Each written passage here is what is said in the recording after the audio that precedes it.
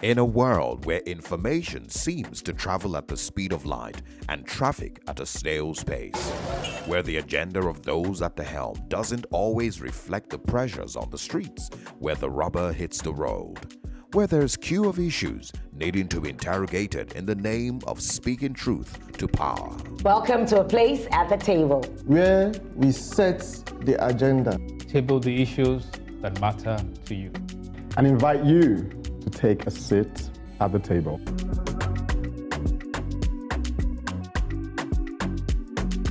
Welcome to a place at the table.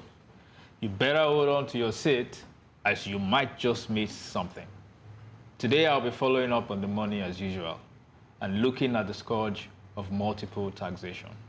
Welcome back, Emeka. Thank you very much, Yinka. It's good to be back. For me, I'm following the digital information stream, and with that, the evolution or perhaps the devolution of democracy. And I'm certainly looking forward to Funke's thoughts on this matter. Certainly, Emeka, sounds interesting. As for me, I have my microscope on the livestock sector of our economy. More specifically, I'm looking into Nigeria's struggle for meat. Keep at it. After all, man must work. Certainly, yes. So. Speaking of man, I'm still on the men's affairs, and the king of steers will have something to say about this. Welcome, Farooq. Thank you, Zumah. It's great to be here. Your topic is right up my street, especially as I'm not one to shy away from difficult conversations. I'll be talking about living and dealing with major illnesses in Nigeria. Thank you. We may have saved the best for last. So, are you sitting comfortably? Let's get started.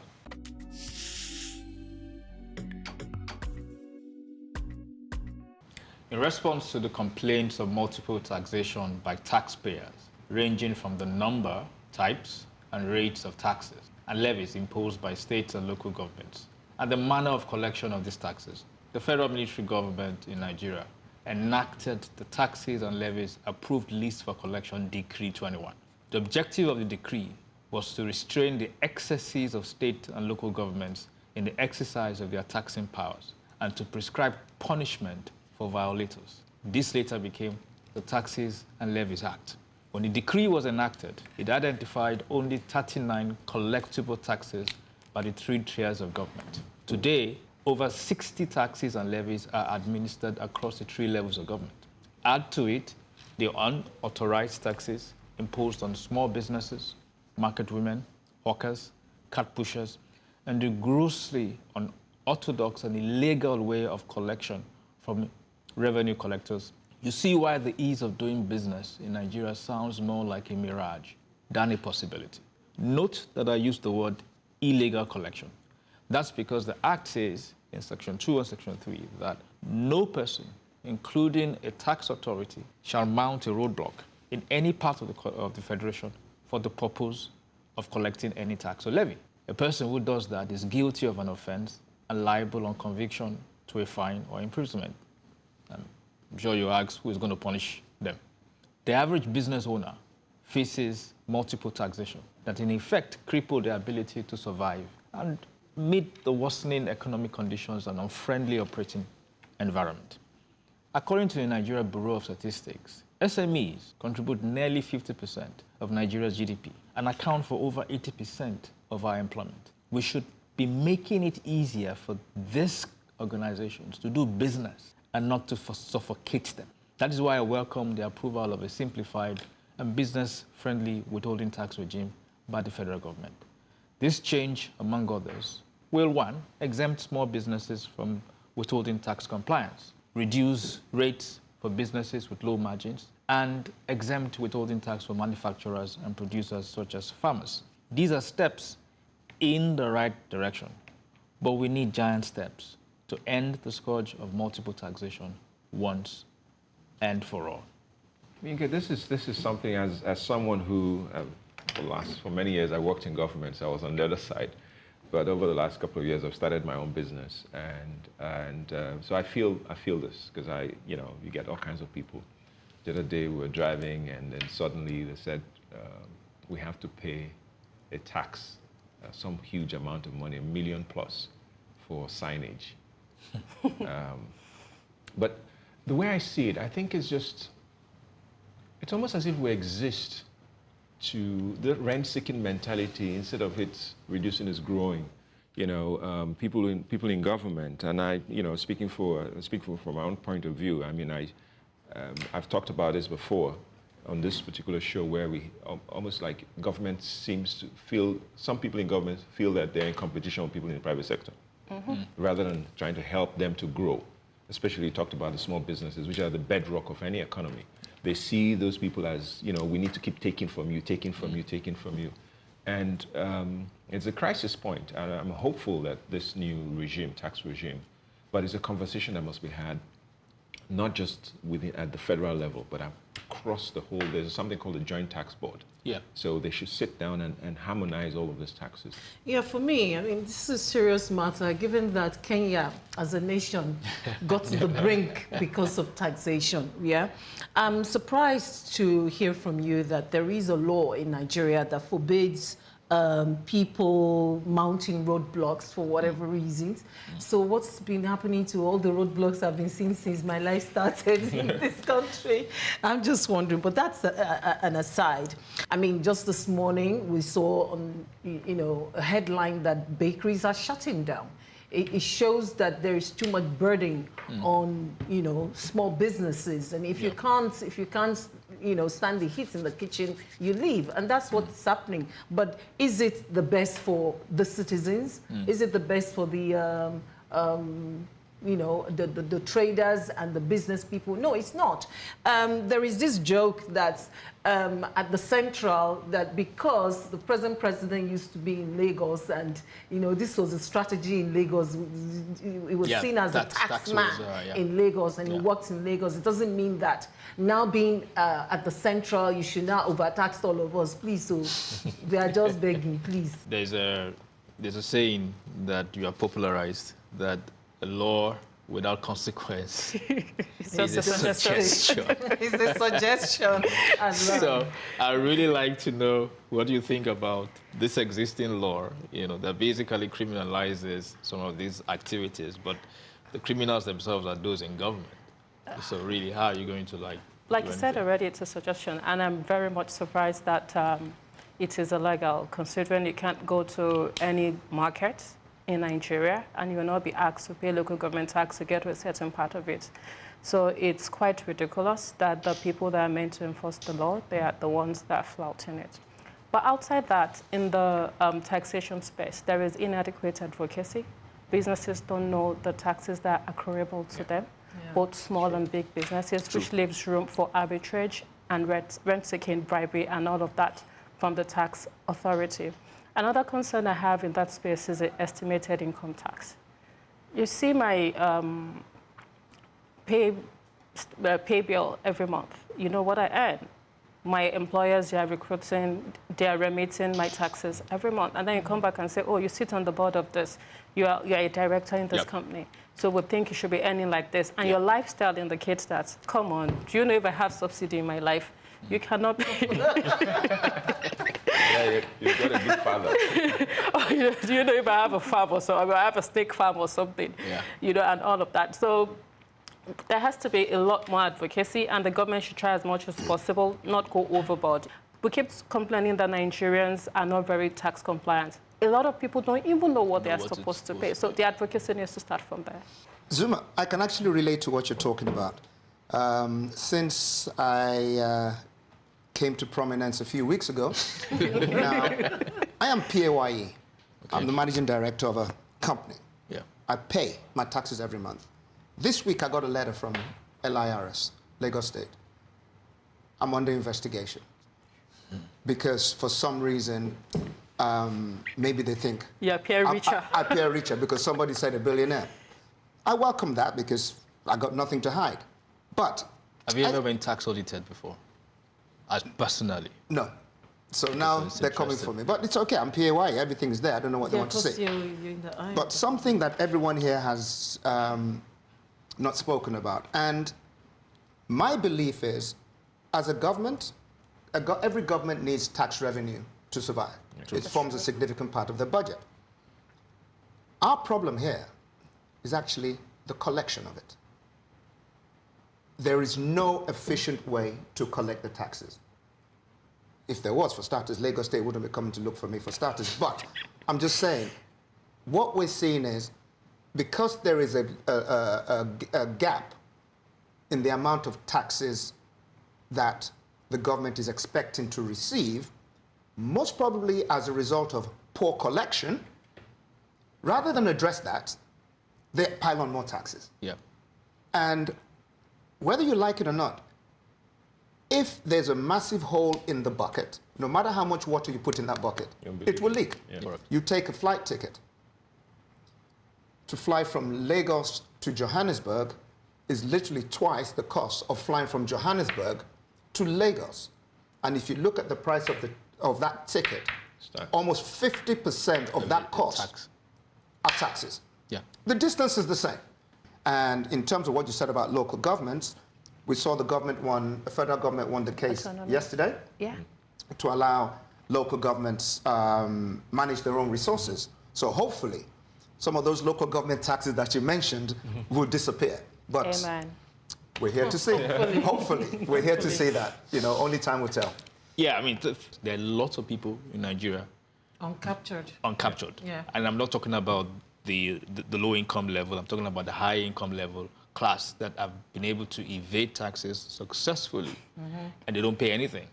You know, some of them are my friends. They're looking at me right now. So we need more than just small steps, you know, for man, especially since comparatively the rest of mankind is taking giant steps. You're right, Yinka. However, it must be asked, where are these global giant leaps taking us? Forwards or backwards?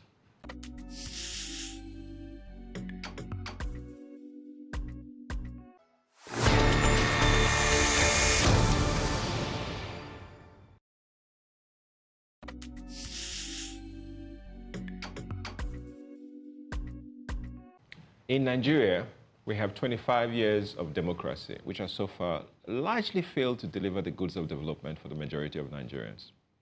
However, my advocacy today is not primarily on the failure of our own brand of democracy to deliver the dividends.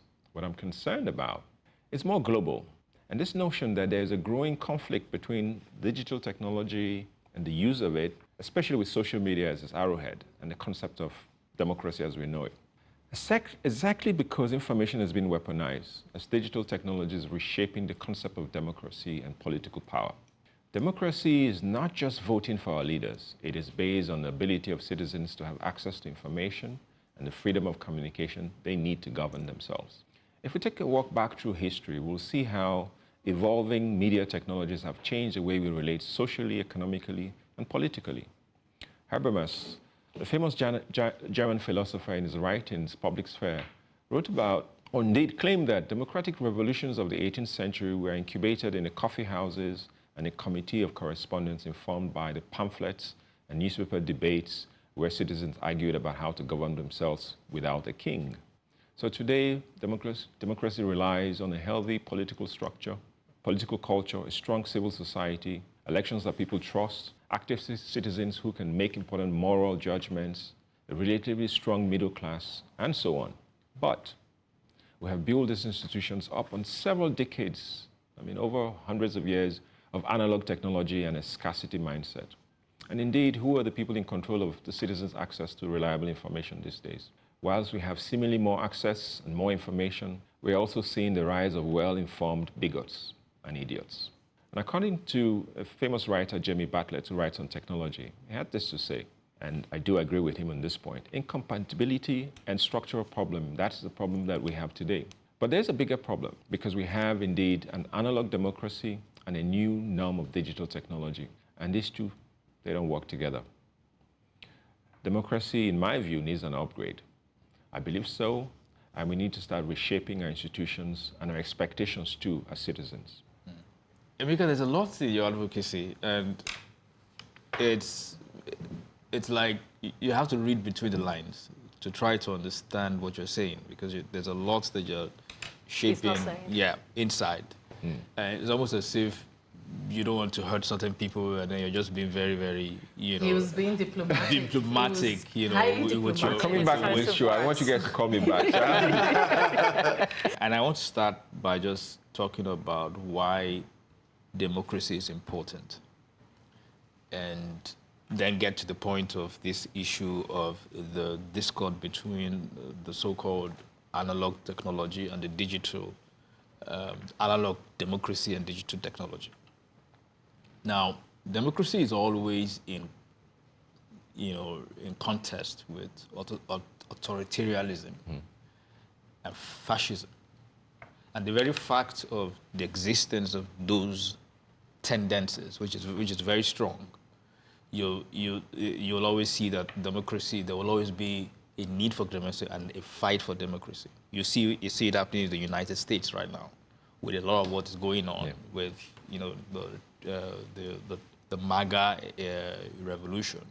And you can see what they are doing, and they are driving, this idea, sometimes nationalistic, but this idea of we're pushing towards authoritarianism. Yeah. And it's almost as if we're going back to the 1940s in some of these things that we're doing.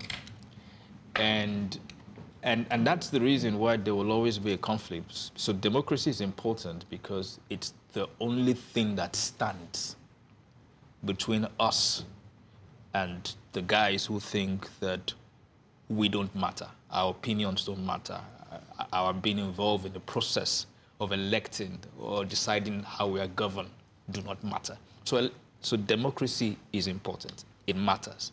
I'm going to jump right into this, and I'm going to highlight a few things you've talked about. First, I'll start with healthy political culture.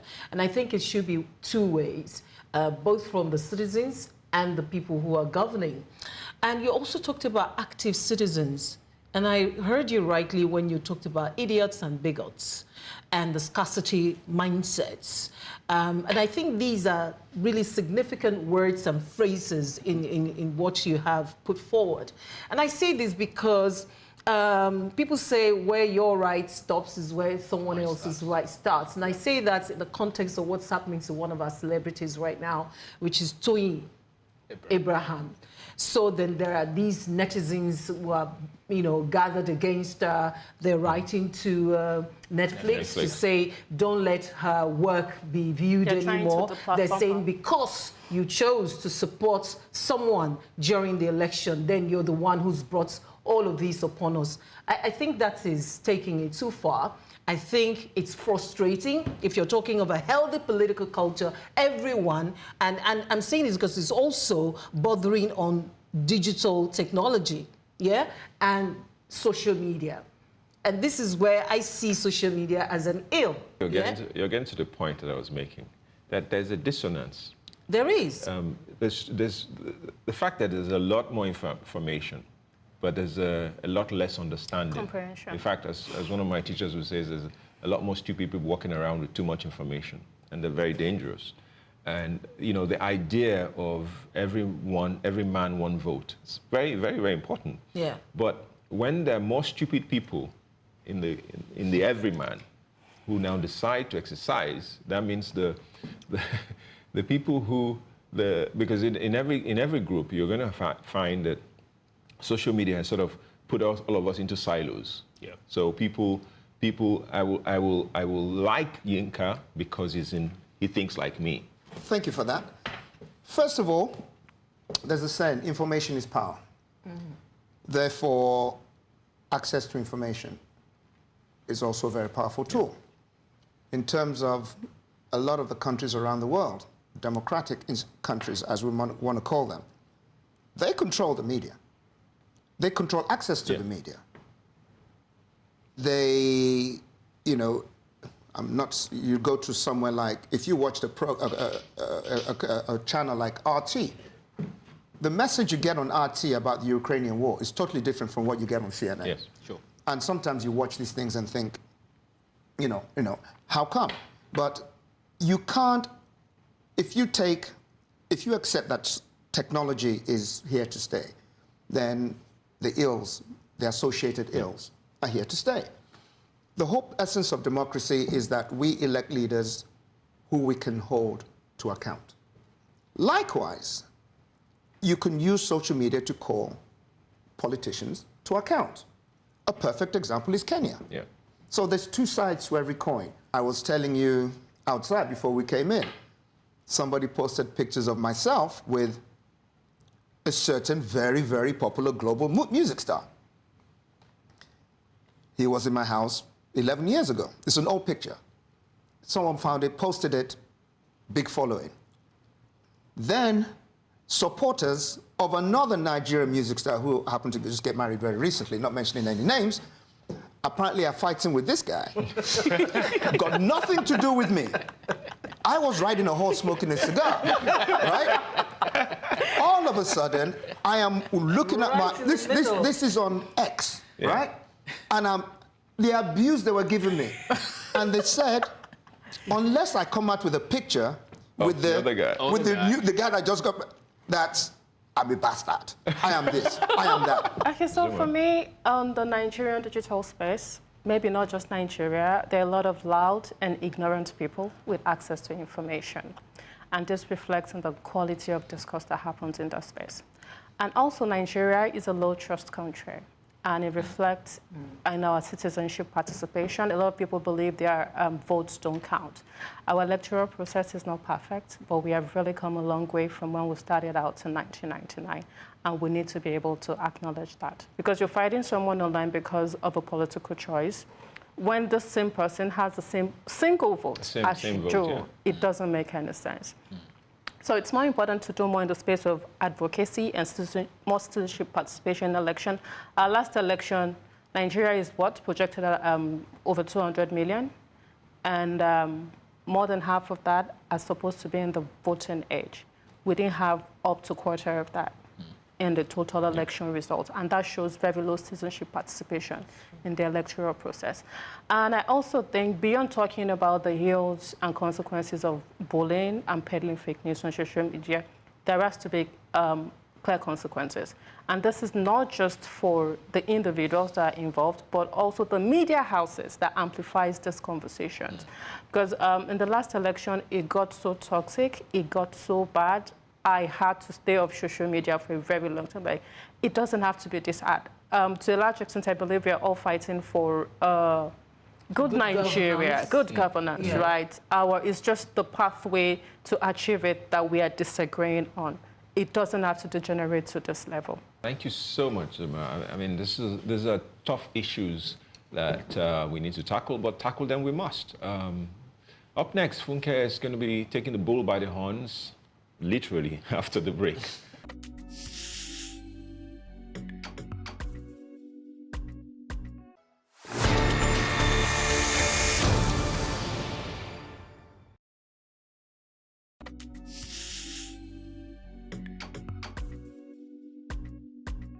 The Nigerian government has inaugurated the Renewed Hope National Livestock Transformation Implementation Committee. They aim to develop and implement policies that prioritize livestock development and ensure alignment with the National Livestock Transformation Plan. In July 2023, the second quarter report of the National Bureau of Statistics stated that agriculture contributed 21.07% to the nominal GDP, a decline from the same period in 2022. Nigeria's livestock sector accounts for 10% of the agriculture GDP. It contributes about 36.5% of the protein consumed in Nigerian households. And the same month, Nigeria launched the Livestock Master Plan, which builds on the National Livestock Transformational Plan and the Nigeria Livestock Roadmap for Productivity, Improvement and Resilience project. Now, I'm using Lagos as a case study of the likely success of this ambitious project. A 2022 article by Premium Times states that Lagos State consumes an estimated, wait for this, 328 billion naira worth of cow meat per annum. I think that's a lot of money. About 98% of cattle consumed in Lagos State are from northern Nigeria or from across the border. The question is, what is wrong with our land in the south?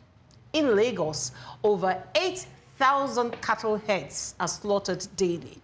at an average of 150,000 naira per cow, totaling 1.2 billion naira daily.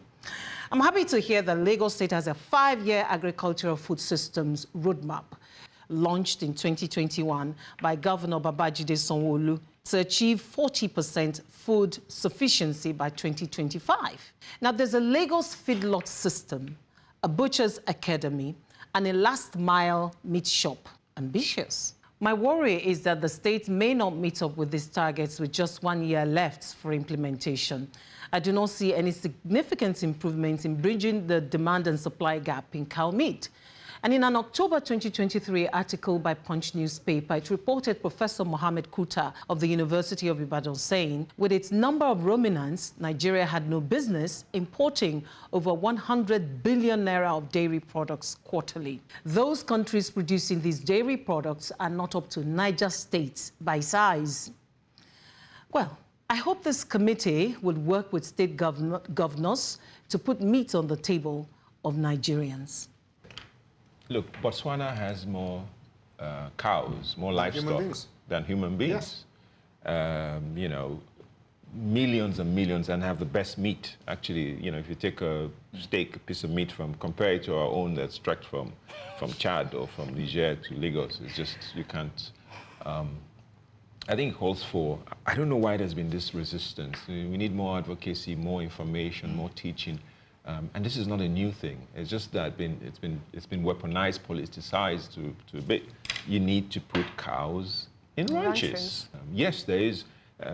You know, I'm not one to. I recognize that there's a climate crisis that's happening. Yep. You know, the small desert is coming down south and is limiting the access to where the cows used to graze. And there is a, you know, but something must be done. Because we're not, you know, Ghana did this very well. You know, they put the cows, they stopped all this roaming of herders.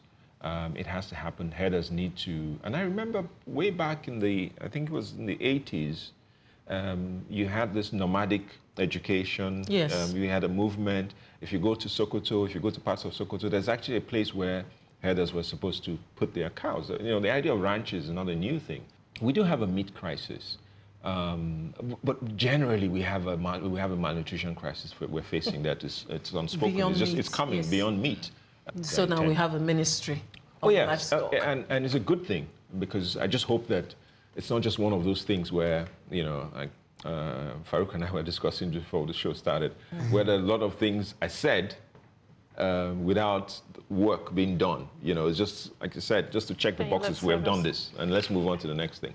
Yeah, I think the first thing I wrote is 10% of the agreed GDP is for livestock. I think it's too small. I think for the size of the country and for what we're doing, that number should be higher. And it just means that we're not really getting to the potential that is there. You know, 328 billion in Lagos for meat, 800,000 cattle heads per day, which comes out to about 430 billion in a year. Yeah. Who is eating all this meat?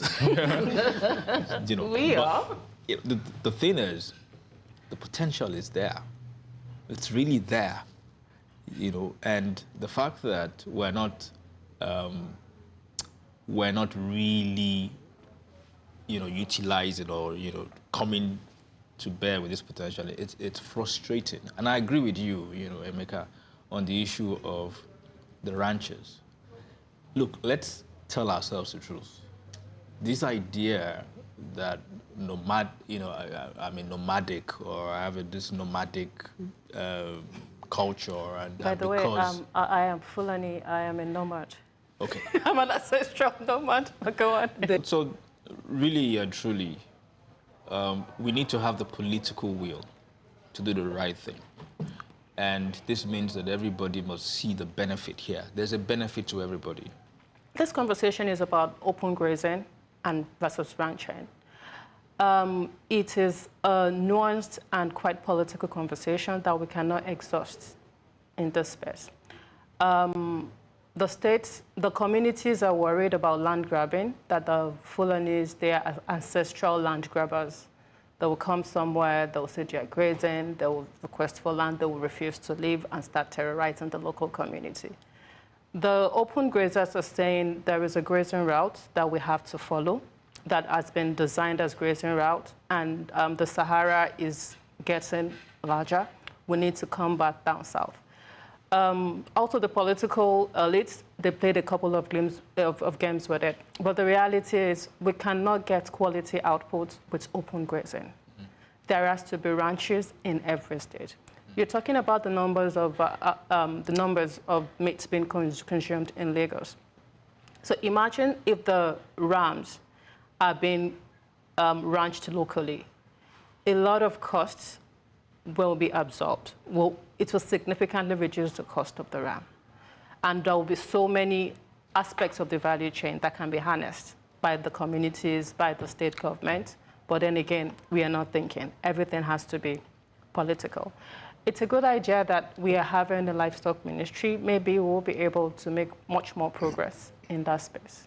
And beyond cows, there is also the goats value chain. Right. Chicken. There's goats, there's ram, and ram is big in Nigeria as well. Farooq, let me come to you because Ojude-Oba and ram and big are the same thing. Well, yeah, we felt the pinch. I agree with what's being said here. Emeka touched upon Botswana, a country, well, you and I both know very well.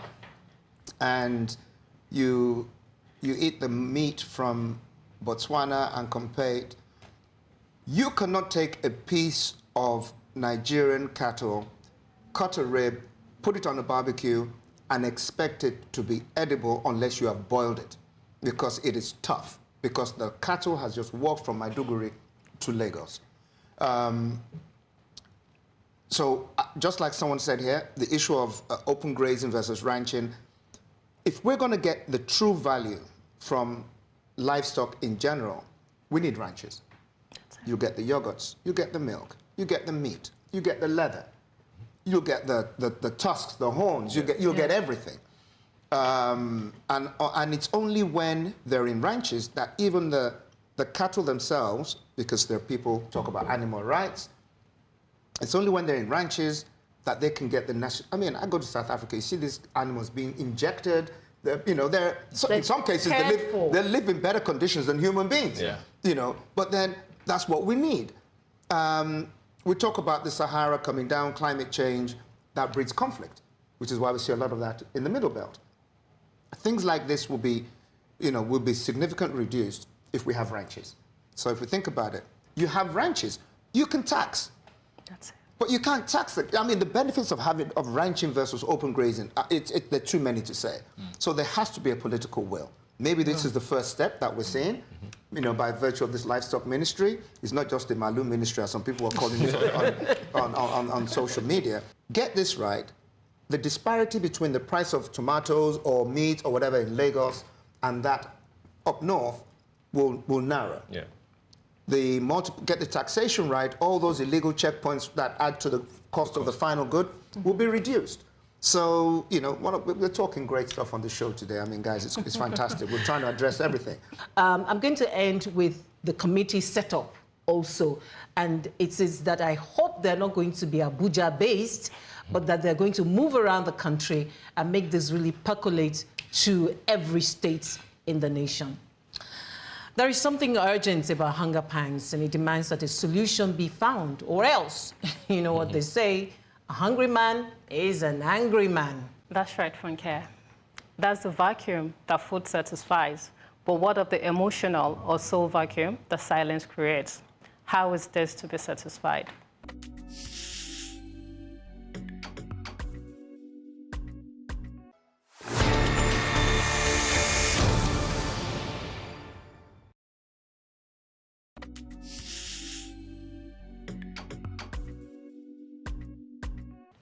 Last week, we talked about the heartbreaking reality of men's mental health, the epidemic of silence, and the need for open communication. But the conversation doesn't end there. There has been lots of feedback, and it's quite disheartening what men have to say about the culture of silence. From men are not conditioned to talk, society frowns at men who talk, to we raise voice to internalize, so men keep dying inside. 2, when we have the conversation with fellow men, they feel we are weak men. This shows that men are not just performing for women, they are performing for other men too. This is a lot of pressure to put on oneself, and it's time to change the narrative on silence. How do men break free? They have to start with our sons. We need to let them cry. We need to let them express anger, sadness, joy, the full spectrum of human emotions. It's important not to dismiss their emotions. Instead, create a safe space for them to express themselves authentically, to develop healthy coping mechanisms. We also have to lead by example. Men, it's important to be vulnerable. Talk to your sons, talk to your friends, talk to your partners. Let them see the complexity of your emotions, the anxieties, the frustrations, the joy. Show them that emotions are not a weakness, but a vital part of being human. We have to redefine what it means to be a man.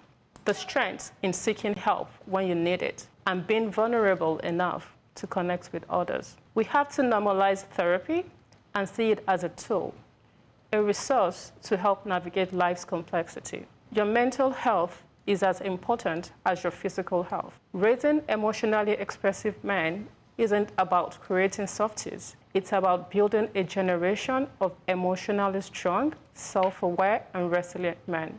Men who can weather life's storms and build healthy, fulfilling relationships. The old script of silence has failed us all. Let's rewrite it together. Let's raise our voices, raise our sons, and redefine manhood. Mental health.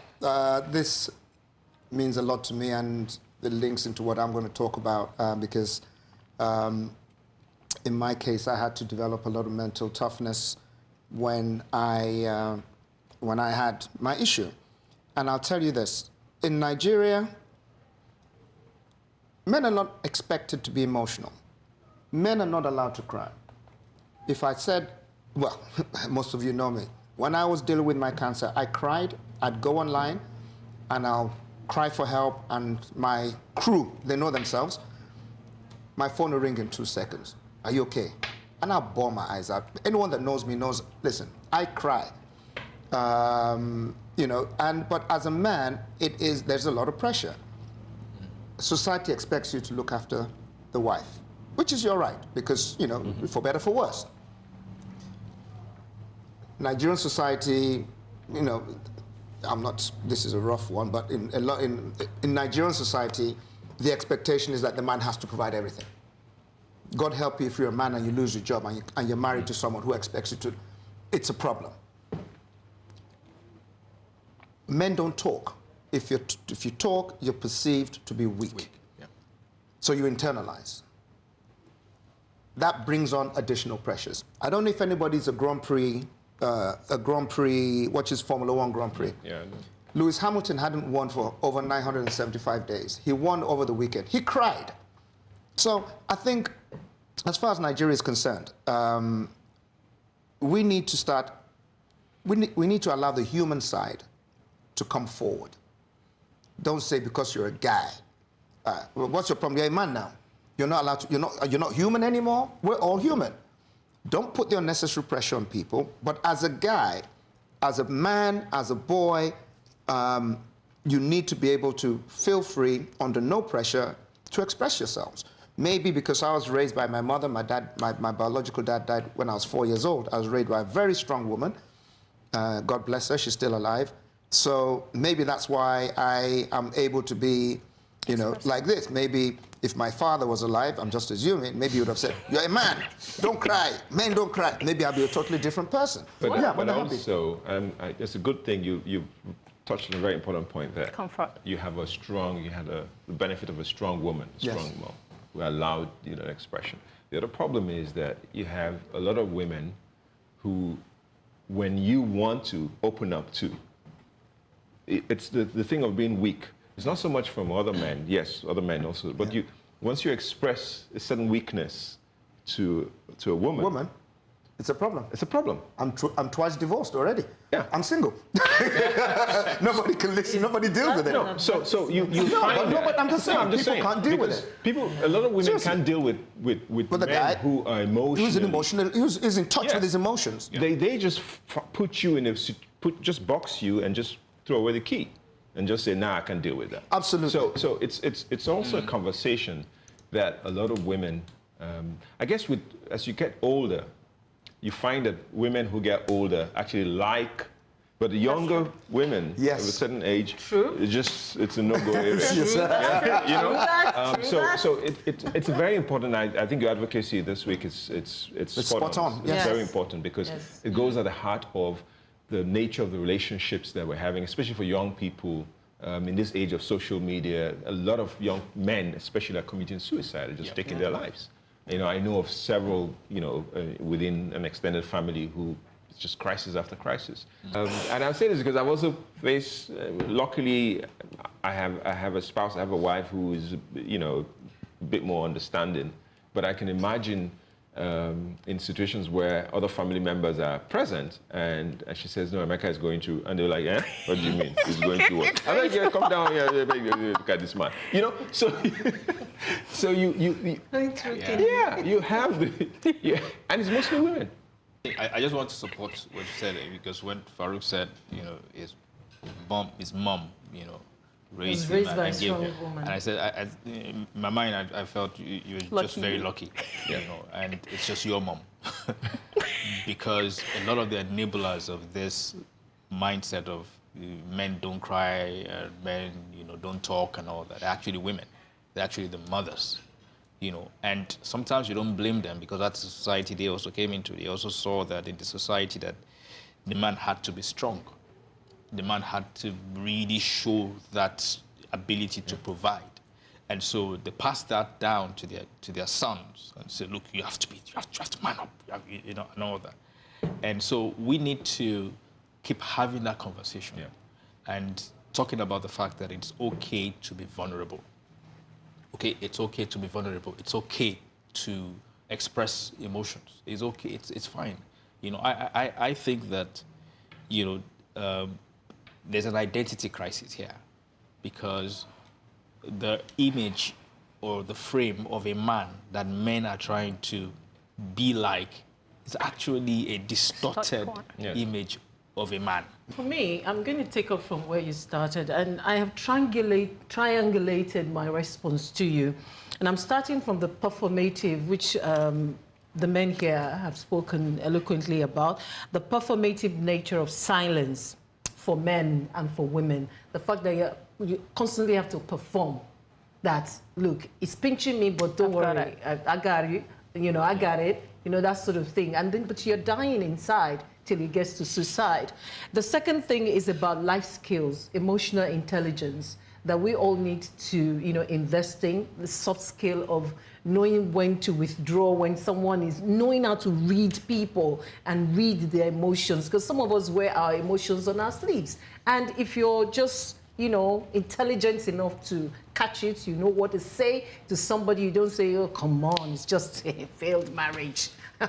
Just move on. It's not easy to move on. It's not easy for someone to lose his job for more than a year and you say you're the weak person, you're useless.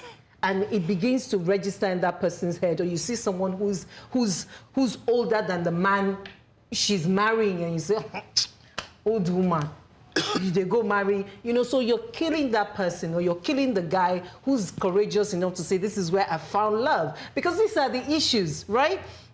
The third one is, and which I like very well, I don't know why you guys are smiling so broadly, but you see, the third one for me is that normalizing therapy. And I'm going to quote you, you said we have to normalize therapy and see it as a tool, a resource to help navigate life's complexities. Some of the examples I've given, we just need to calm down as a people, stop being materialistic and stop judging people for what life has thrown at them, especially our men. Just as we said on this program many times, our girls are over-resourced. Our girls are You can stop laughing. Over-equipped. We're keeping the girls at the detriment of the boys. And we all need, this is not just the men now. Strong women need to rise up and train the boys, give them equal access to life skills. Thank you, Funke. Women, it's important to provide a safe space for our men to be fully expressive of their emotions. Like I said last week, silence doesn't mean that the emotions and trauma go away. We have no option but to talk and keep talking. We've started the conversation. Now, it's over to you.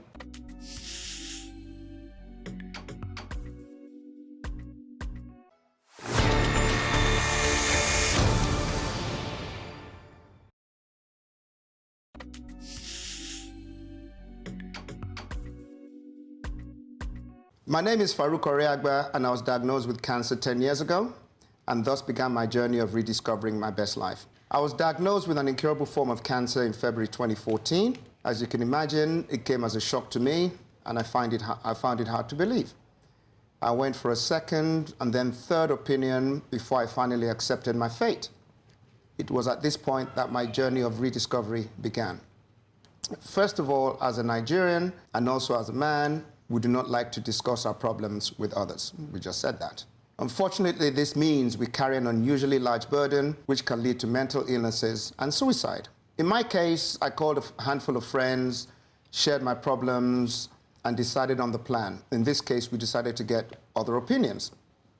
When the other opinions came, the burden then fell back on me to decide whether to go with the suggested medical route of a transplant or go with other suggested methods, which included prayers, drinking various concoctions, and so on and so forth. The list was endless. I also noted that friends that gave advice, which I just so happened to decline, soon stopped calling. In short, it was either their way or the highway. The next issue was financial. The cost of decent medical treatment in Nigeria can be significant, and as such, this burden will always fall on the mind of the patient. How can one find the finances to cover medical bills? That is a problem. Needless to say, a few more friends disappeared from my life at this time. Although many others appeared from nowhere, it was an emotional roller coaster, to say the least. This is an issue worth discussing, as it cuts across all ages and genders. One can either decide to cry in one's soup or alternatively find a reason to live, which I did, a reason to fight, and then develop the mental toughness to see it through. I'm lucky, but not everyone is so lucky, and thus it's a conversation worth having. You know, Emeka, let's do it. Let's do this. I'm happy to say that I've known this gentleman for over 20 years. Over 20 years. You know, we've been friends, buddies. We've shared many laughs. And, you South know, African steaks. Yes, we've been everywhere across Southern Africa. And you know, when I first heard, I think I heard from a mutual that you've been diagnosed, and then I think we saw something. We saw after that. I mean, it's just, you know, you see fun. If you know this gentleman, his life is, as you see, fun, loving, just open, just an open person. It was devastating, you know. Even I can imagine just how you felt and how we as friends were feeling like, oh goodness.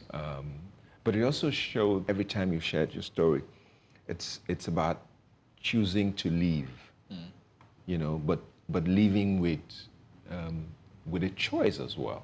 You make a choice to leave, but you also make a choice how you intend to live your life.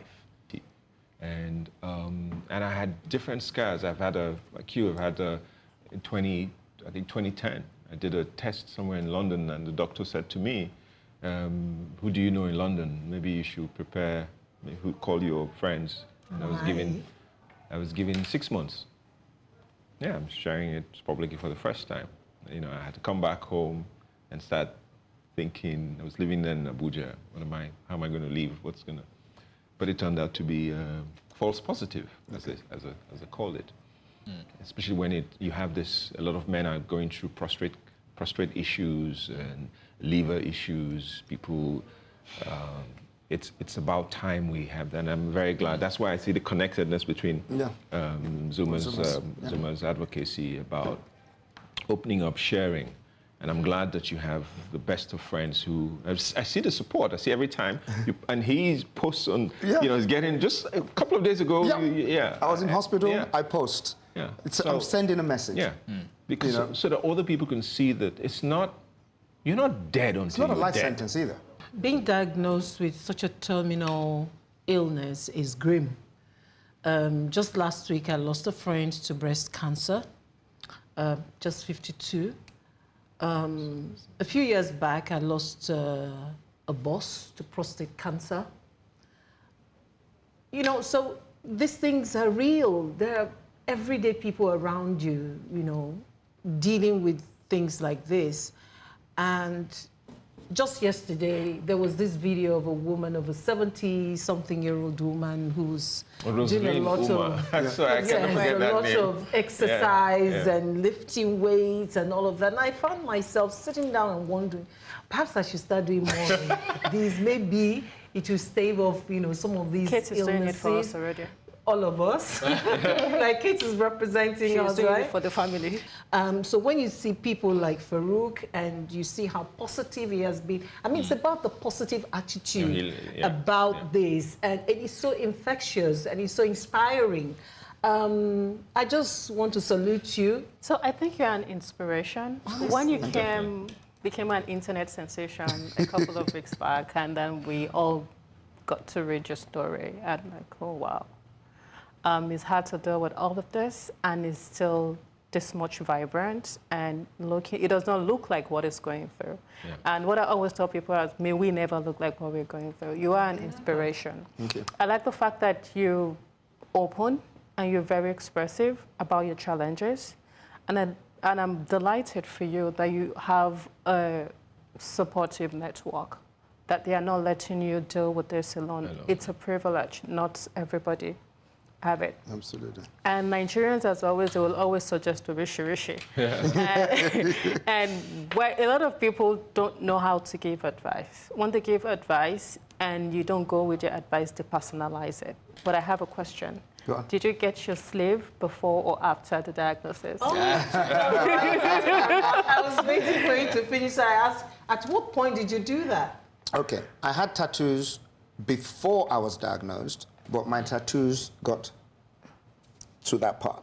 Okay. So I'd had tattoos long before I was diagnosed. Okay. But the sleeves came after the diagnosis, and the sleeves, each one has a message which has come about as a result of my diagnosis. I have one here which says, I live each day like it's my last, so don't judge me. Which You is literally wrote that? Oh, there it I live is. each day as it were my last, so don't judge me. Carpe diem. This is as a result of the cancer. You know, people ask me when I go, because I do a lot of counseling, you know, and this is the best part of me doing counseling, which is I walk in to see someone who's got an illness. And they say, are you the man that has cancer? I say, yes. Which one do you have? And you're smiling like this. And I say, listen, get off your bed. Don't get me wrong, I wasn't always like this. I was bawling my eyes out, like I said earlier on, and is it me? It's a journey. It's a mental, being diagnosed, as you found out, is a mental tsunami. It is. Everything, your whole life goes before you. Is it worth living? My children, my wife, my mother. And I always said, my mother's 84, she buried her husband at 30, she will not bury me. You understand me? I will do whatever it takes to make sure my mother doesn't bury me. Yeah, I get emotional.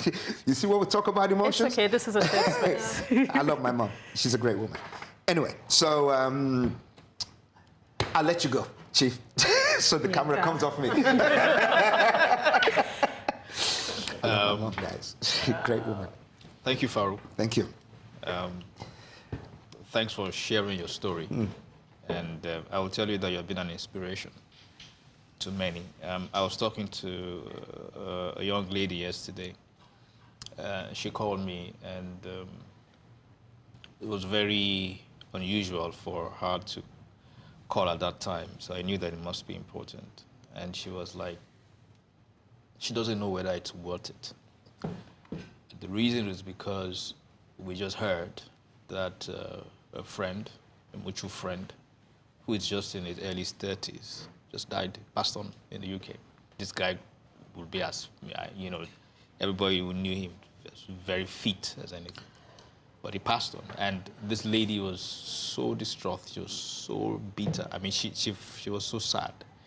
And she felt that what's the whole struggle of life about? You know, you're going to school, you're studying, you're waking up in the morning, you're chasing, you know, the paycheck. You're trying to get savings, you're trying to invest, you're trying to, you know, do all that. For what? And so that was the call that she made. And your story was my response. I said, look, yes, that's a fact. You know, the fact is life happens. You can just drop dead tomorrow. And you don't know, you know, because you don't know what's going to happen tomorrow. However, you have an opportunity today, okay, to live your life today as if it was your last. And I shared your story with her. I said, you know, that came across your story and it was inspiring for me that you can have somebody who has been told you have an incurable cancer. Your mortality is quite literally in your face, you know, and you can choose to take that as a fact and say, okay, you know what, I'm done, I'm going to die, I'm just going to, you know, cry out my heart. Or you can cry and then wake up, okay, clean yourself up, all right, and get on a horse with a cigar. And be the king of steeds. Be the king of steeds. I wish. But you understand? And I think that that's what makes, you know, your story, you're sharing it, the fact that you can be vulnerable even with something that's that personal. And that's why I want to say thank you very much. No holds barred is how I like it. What about you? Then make sure you're part of the big conversations at the table, 8 p.m., same channel next week. Till then, it's a goodbye from me, and it's a goodbye from all of us. Thank you. Goodbye. Bye-bye. Hope you know you're coming back. Oh my gosh.